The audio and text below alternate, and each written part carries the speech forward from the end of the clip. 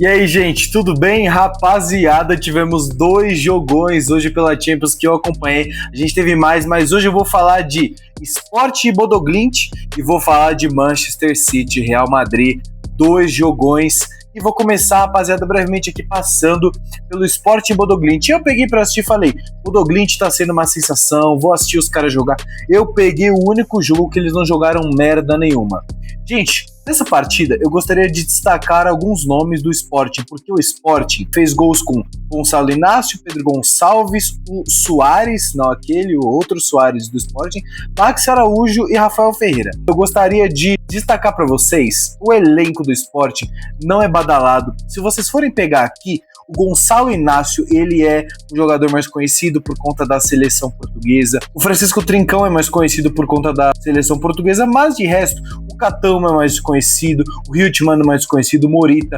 E eles fizeram uma equipe que perdeu de 3-0 do Bodo Glimt no jogo de ida, mas que conseguiu impor no jogo no Avalade e conseguiu amassar o Bodo Glimt, assim, de todas as estatísticas possíveis e inimagináveis que vocês pensarem. Acho que foi mais de 30 chutes do Sport contra 8 do Bodo Glimt, cara. Foi um amasso do caramba.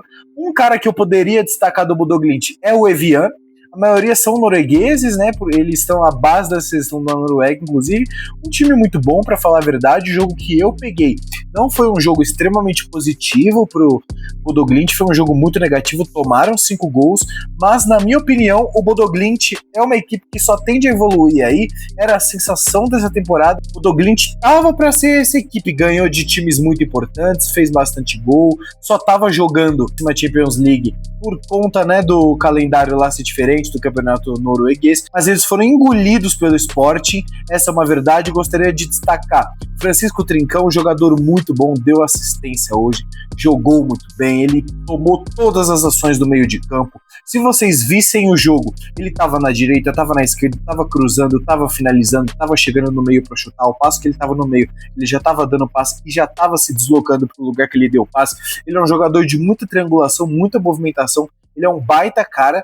Gostei muito do Pedro Gonçalves e do Catamo. O Catamo um pouco menos, porque ele tentou finalizar umas 3, 4 vezes, errou essas 3 e 4 finalizações. No primeiro tempo, o Sport pressionou muito, mas é isso. Eles ficavam de muito chuveirinho na área, porque precisavam desse resultado para seguir firmes. Tanto que no primeiro tempo saiu só o gol do Gonçalo Inácio de escanteio, num cruzamento justamente Francisco Trincão, não fez gol hoje, mas para mim foi o melhor em campo, tá? Para vocês terem ideia. E depois os gols saíram, 2 gols no segundo tempo, isso, e a partida foi para prorrogação. Segundo tempo esse que o Bodo Glimt começou melhor. Para finalizar o primeiro tempo rapidamente, o Sport jogou muito melhor, pressionou, o Bodo Glimt pegava a bola e já queria se livrar dela rapidamente, porque o Bodo Glimt estava vindo para se defender e não conseguiu esse feito. Aí no segundo tempo, o Bodo Glimt nos primeiros 10 minutos expressou um estilo de jogo muito forte, tentaram pressionar o Sport, mas o Sport continuou naquela toada, o Francisco Trincão jogando muito bem, e no lance de felicidade, num contra-ataque, numa triangulação muito bonita, o Luis Soares tocou rasante e foi lá o Pedro Gonçalves fazer o gol de 2-0, e nessa daí já estava muito difícil. O Luis Soares fez o dele de pênalti, o Max Araújo fez um baita gol na prorrogação para sacramentar, e para sacramentar mais ainda, aos 120 mais um, aí eu já estava acompanhando o próximo jogo que eu vou falar aqui, Rafael Ferreira fez mais um gol. Bodo Glimt, ótima surpresa, fico feliz que eles tenham chegado tão longe, mas o Sport é uma equipe melhor, mais qualificada, né? Chegaram por algum motivo e agora vão disputar a próxima fase, vamos ver quem eles vão enfrentar.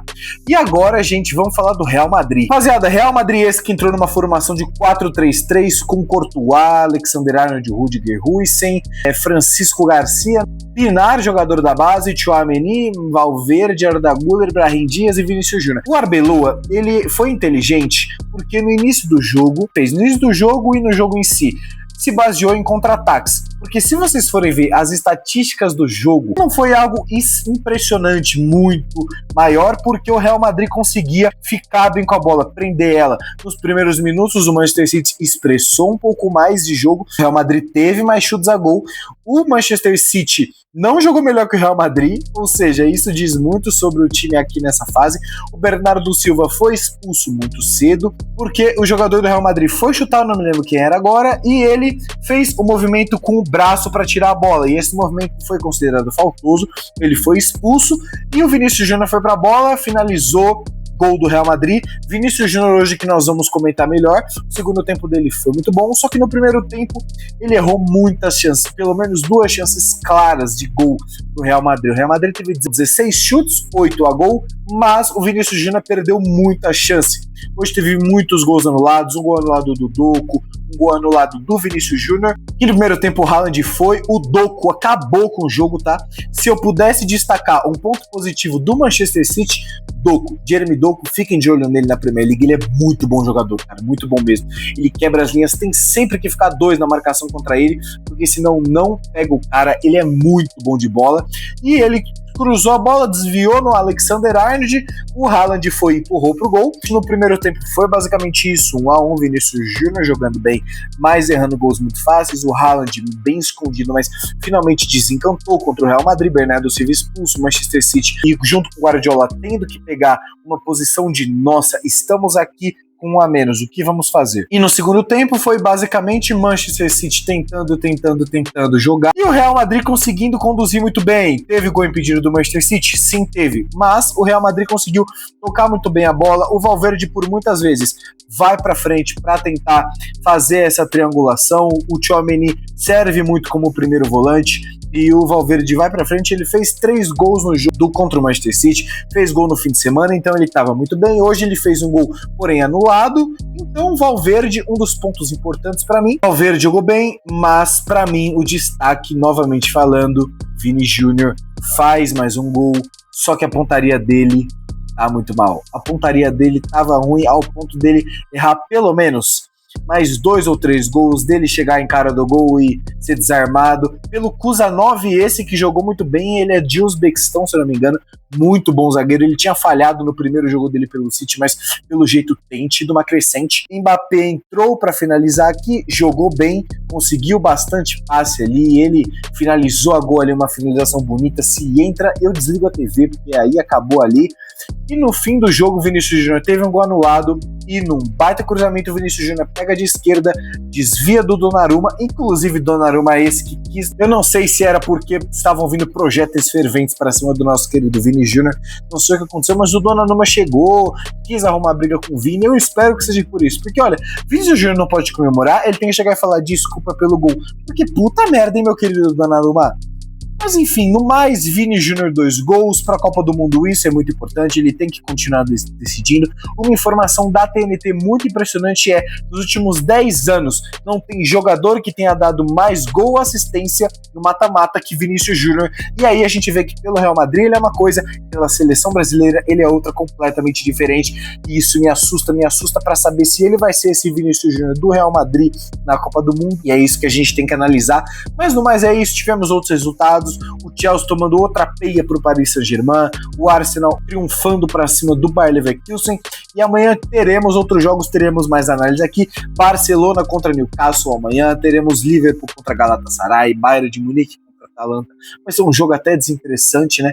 Interessante se acontecer o fato do goleiro de 16 anos jogar, não sei se vocês estão acompanhando, mas enfim, é isso dos jogos de hoje. O que vocês acharam da análise? Vocês argumentariam alguma coisa? Vocês tirariam alguma coisa dessa análise?